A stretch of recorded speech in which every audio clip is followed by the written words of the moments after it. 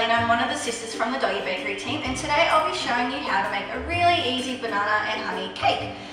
So to first we set our ovens to 160 degrees Celsius, fan forced, and I've got mine going. Second, we prepare a tin. I'm using a 6-inch tin because I like a smaller but higher cake.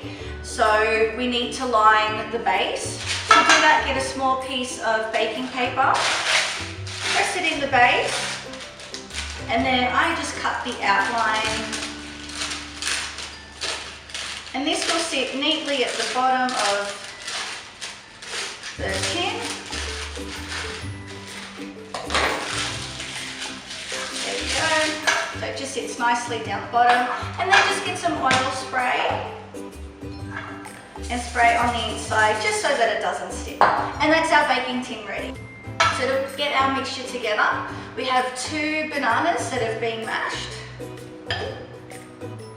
And then we have a 1/4 cup of honey.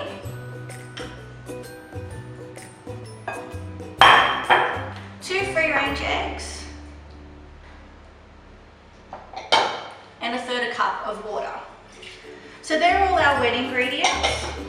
And then you just want to mix them together. And then we'll add our 2 cups of self-raising flour.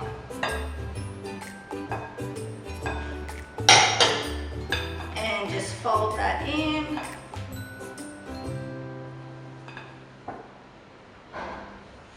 Now you can use wholemeal flour if you like, if you've got that on hand.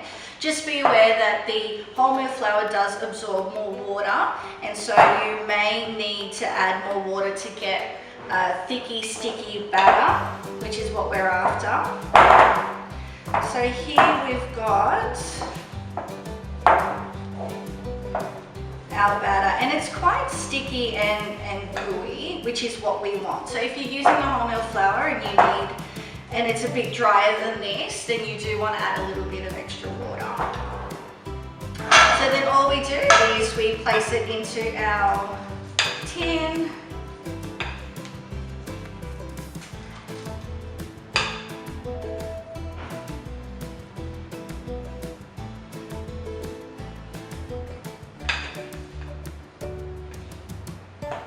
And just flatten out. Make it as even as possible. So it should look something like this, and then you can place it in your oven. It should take about half an hour or so, but you can just do it, you can test by using a metal skewer to when it comes out clean, then you know it's ready. So while our cake is cooking in the oven, we can get started on our carob decorations. To do that, you'll need some carob drops. We use no added sugar carob because it's better for your pup's health, and also it melts a lot easier as well. So just place a couple of handfuls into a heat-proof bowl, and we'll microwave that in a minute. We'll just get our piping bag ready first. So just turn down the top of the bag, cut the edge of the bag off.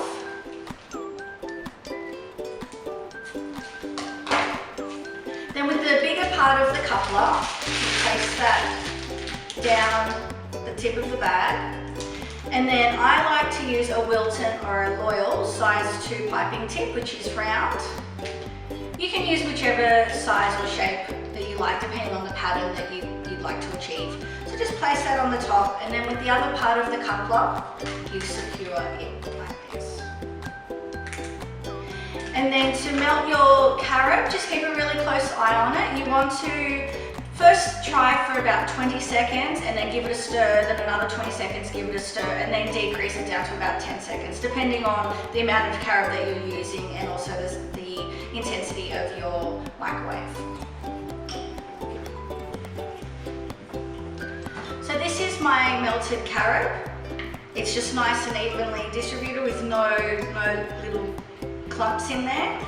It took 20 seconds stir, 20 seconds stir, and then 10 seconds stir. But this will depend on how much carob you're melting and the power of your microwave. So all you need to do is just place it nice and easily into your piping bag. So So we have our melted carob in our piping bag. We just push it down to the bottom towards the tip. Twist it around so that you don't get any carob coming back out of the bag. Put it around your finger, give it a bit of a squeeze to make sure that it's flowing okay. And I have a sheet of baking paper here so that I can pipe my dog's name. So to hold,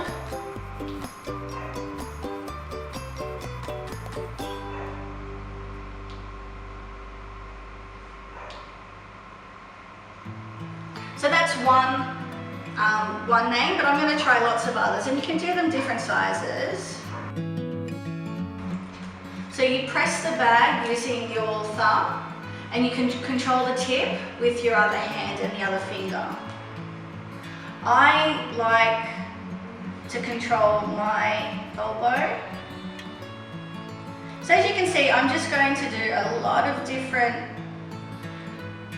many different shapes and sizes of the names, and I'll just choose the best one that I can put on my cake.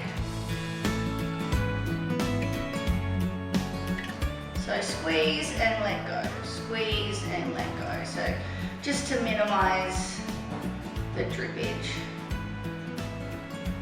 And you just wait and let it dry. So again, I like to have this extra piece of baking paper just so I get lots of practice.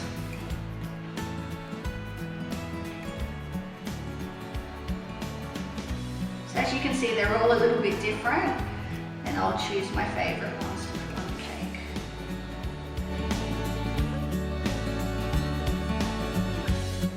And so once you're happy with the decorations that you have, you can just place the remaining carob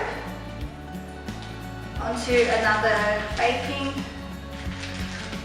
piece of baking paper, and I just like to squish it up. So you can remelt it, or you can just break it up into little bits and give it to your dog as a treat.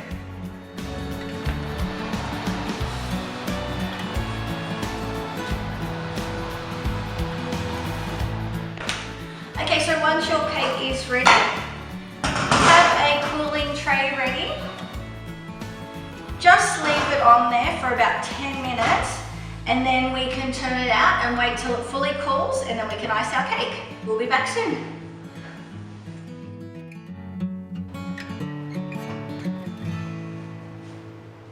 Alright, so our cake is now cooled, so we can start to decorate.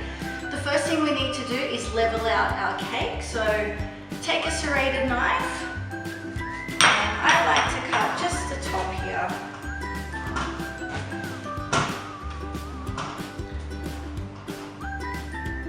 Alright, and then you can just use this as treats for later. Alright. So we can put that aside. So this will be the plate that I present my cake on. So what the next step is to take our spreadable cream cheese, sleeves up, because it's a messy job. Alright, so what you want to do is, if you've got a palette knife, definitely use it. The offset spatula means that moving the cream cheese around the cake is a lot easier than using a knife. But if you don't have one, you can just use a knife, that's fine. So what you want to do is just give the cream cheese a bit of a mix. So this is low-fat spreadable cream cheese, so it's already pretty soft and it should glide on really easily. So just you grab a little bit of the cream cheese on the back of the spatula and you just start spreading. So I'm just going for a really rustic look. I'm not worrying about straight edges. So you can use a cake turntable if you've got one. It means it's easier to rotate. Otherwise, you can just rotate the plate that you're using it on. And I'll just keep covering the cake and we'll be back in a minute.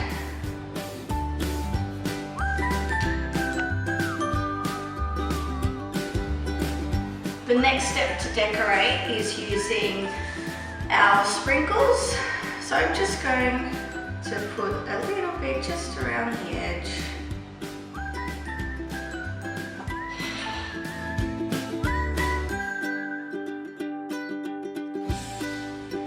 And so the last thing to do is put our carob decorations on our cake. And the best reason for doing lots of different ones is that sometimes they're very fragile and they can break, so it's good to have spares. So all I'm going to do is put a little pour at the bottom of my cake.